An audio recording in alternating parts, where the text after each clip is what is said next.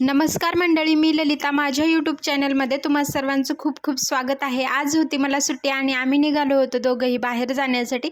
माझ्या मिस्टरांना पण नेमकी सुट्टी होती, त्यामुळे मग आम्ही दोघं ठरवलं की आज कुठेतरी बाहेर जाऊयात. आणि आज मला जायचं होतं जेजुरीला. हो, मी जेजुरीला चाललेले आहे. तर पूर्ण व्हिडिओ माझा नक्कीच बघा. आम्ही कशाप्रकारे जेजुरीला जाण्याचं ठरवलं, काय योगायोग झाला.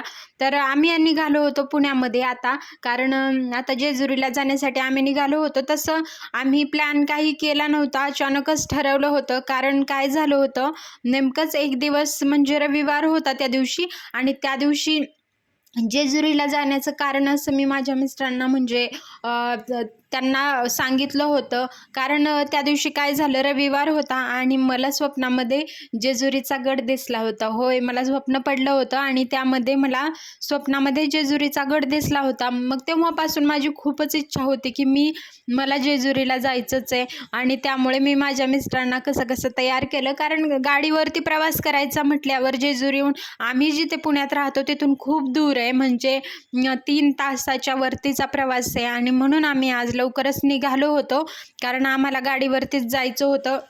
रिक्षा किंवा गाडीला जी ओला वगैरे बुक करायची होती, त्याला आम्ही विचारल्यानंतर खूप त्यांनी म्हटलं होतं भाडं घेण्यासाठी.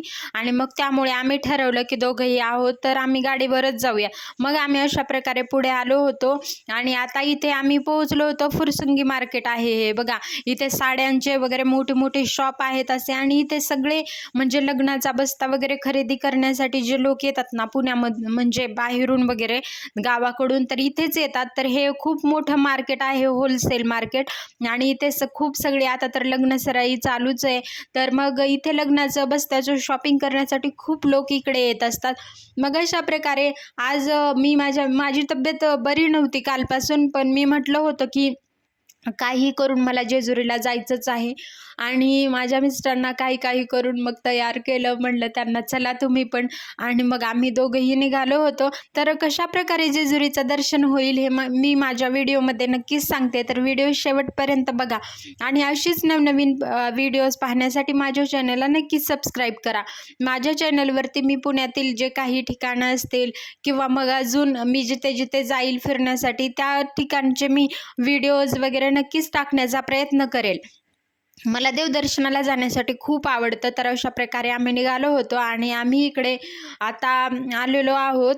तर पुढे गेल्यानंतर मी तुम्हाला अजून दाखवते की आम्ही पुढे तुम्हाला जे मस्तानी तलाव आहे ना, तो सुद्धा मी दाखवते. तर कंटिन्यू बघा व्हिडिओज. आता आम्ही आलो होतो या इकडे पुढे. आणि मग इकडे आल्यानंतर बघा ऊन होतं, कारण आम्हाला 11 वाजले होते निघण्यासाठी.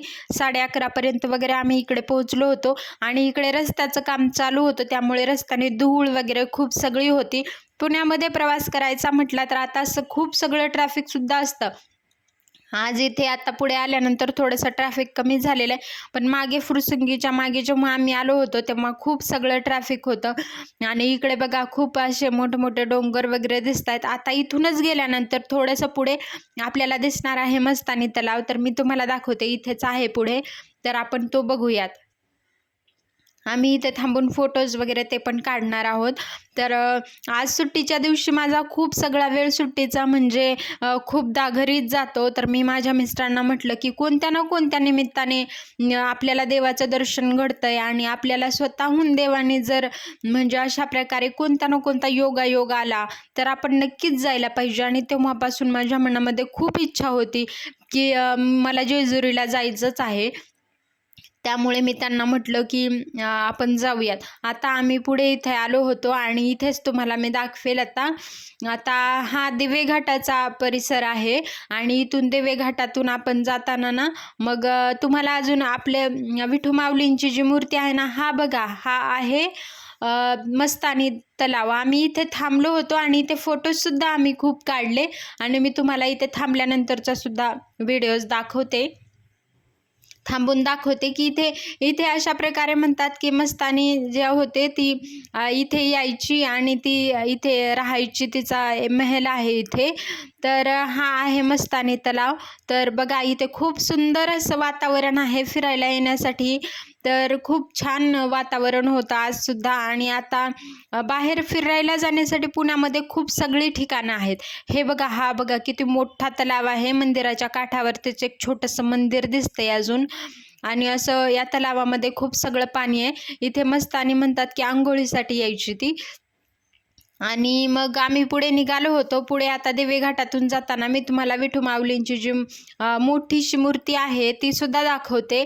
आणि मग अशा प्रकारे आम्ही निघालो होतो. ऊन पण होतं. आम्हाला आजच्या दिवशी मला तर खूप आनंद झाला होता, कारण माझी खूप दिवसापूर्वीची इच्छा, म्हणजे खूप दिवसापूर्वी पण मला ते स्वप्न नाही पडलेलं. 1-2 आठवडे झाले असतील. आता आपण आलेलो आहोत दिवे घाटामध्ये. बघा विठू माऊलींची इथे किती छान आपल्या माऊलींची मूर्ती आहे. मी खूप दिवसांतूनच मी पहिल्यांदाच इकडे आले होते. मला पण खूप आनंद झाला होता. बघा किती छान मूर्ती आहे, सुंदर अशी. आणि इथून आपल्या ज्ञानेश्वर माऊलींची पालखीसुद्धा इकडूनच जाते. तर पालखीचा विसावा वगैरे जे होते ठिकाणं, ते खूप मोठी ठिकाणे इकडून जाताना होती. आणि गाडीवर प्रवास करण्यासाठी आम्हाला खूप 2-3 तासाचा प्रवास होता आमचा. आणि बघा अशा प्रकारे आम्ही पोहोचलो होतो जेजुरी. इथून गड दिसतोय तो बघा, वरती मी झूम करून दाखवते तुम्हाला. आता जेजुरी दर्शन वगैरे कशा प्रकारे असेल माझ्या पुढच्या व्हिडिओमध्ये नक्की बघा. माझ्या चॅनलला नक्की सबस्क्राईब करा. चला तर भेटूयात पुढच्या व्हिडिओमध्ये. धन्यवाद.